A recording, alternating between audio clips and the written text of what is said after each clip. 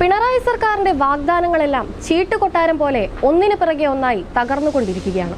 പൊതുമേഖലാ സ്ഥാപനങ്ങൾ അടച്ചുപൂട്ടുകയല്ല, ലാഭത്തിലാക്കുകയാണ് ലക്ഷ്യമെന്ന് പറഞ്ഞ് അധികാരത്തിലേറിയ സർക്കാർ സാമ്പത്തിക പ്രതിസന്ധിയെ തുടർന്ന് 18 പൊതുമേഖലാ സ്ഥാപനങ്ങളാണ് ഇപ്പോൾ അടച്ചുപൂട്ടാനൊരുങ്ങുന്നത്. CMD ആണ് റിപ്പോർട്ട് പുറത്തുവിട്ടത്. 149 പൊതുമേഖലാ സ്ഥാപനങ്ങളിൽ ഏറിയ പങ്കും വലിയ നഷ്ടത്തിലാണുള്ളത്. ഏറ്റവും മുന്നിലുള്ളതാകട്ടെ 1521 കോടി നഷ്ടമുള്ള KSRTC ആണ്. തൊട്ടു പിന്നാലെ 1312 കോടിയുമായി വാട്ടർ അതോറിറ്റിയും 1043 കോടിയുമായി പെൻഷൻ ഫണ്ട് ലിമിറ്റഡും ഉണ്ട്. KSEBയും സപ്ലൈകോയും ഭീമമായ നഷ്ടത്തിലൂടെയാണ് പ്രതിദിനം തള്ളി നീക്കുന്നത്. 1.29 ലക്ഷം പേരാണ് പൊതുമേഖലാ സ്ഥാപനങ്ങളിൽ തൊഴിലെടുക്കുന്നത്.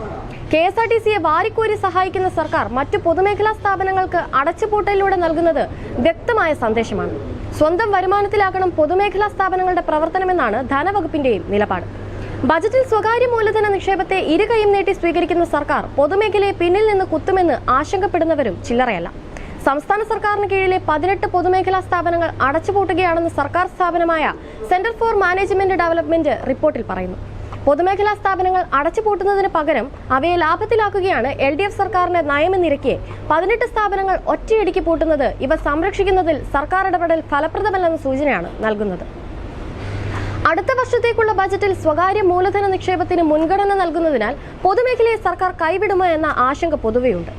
KSFE 351 കോടി, മിനറൽസ് ആൻഡ് മെറ്റൽസ് 85 കോടി, ട്രാവൻകൂർ കൊച്ചിൻ കെമിക്കൽസ് 67 കോടി, KSIDC 64 കോടി, KFC 50 കോടി, പിന്നാക്ക വികസന കോർപ്പറേഷൻ 47 കോടി, ഫാർമസ്യൂട്ടിക്കൽ കോർപ്പറേഷൻ 42 കോടി തുടങ്ങിയവയാണ് ലാഭത്തിന് മുന്നിൽ. ലാഭത്തിൽ പണ്ട് ഒന്നാമതോ രണ്ടാമതോ എത്താറുള്ള ബവറേജസ് കോർപ്പറേഷൻ ആകട്ടെ 8ാം സ്ഥാനത്തേക്ക് പിന്തള്ളപ്പെട്ടു. കോവിഡ് കാലത്ത് മാത്രമാണ് ബവറേജസ് കോർപ്പറേഷൻ നഷ്ടത്തിലായിട്ടുള്ളത്. നിലവിൽ ലാഭത്തിൽ പ്രവർത്തിക്കുന്ന സ്ഥാപനങ്ങൾ 58-ൽ നിന്ന് 57 കുറഞ്ഞു. നഷ്ടത്തിൽ പ്രവർത്തിക്കുന്നത് 66-ൽ നിന്ന് 59 സംസ്ഥാനത്തെ ആകെ പൊതുമേഖലാ സ്ഥാപനങ്ങളുടെ എണ്ണം 149 ആണെന്നിരിക്കെ 18 പൂട്ടുന്നതോടെ ഇത് 131 ചുരുങ്ങും.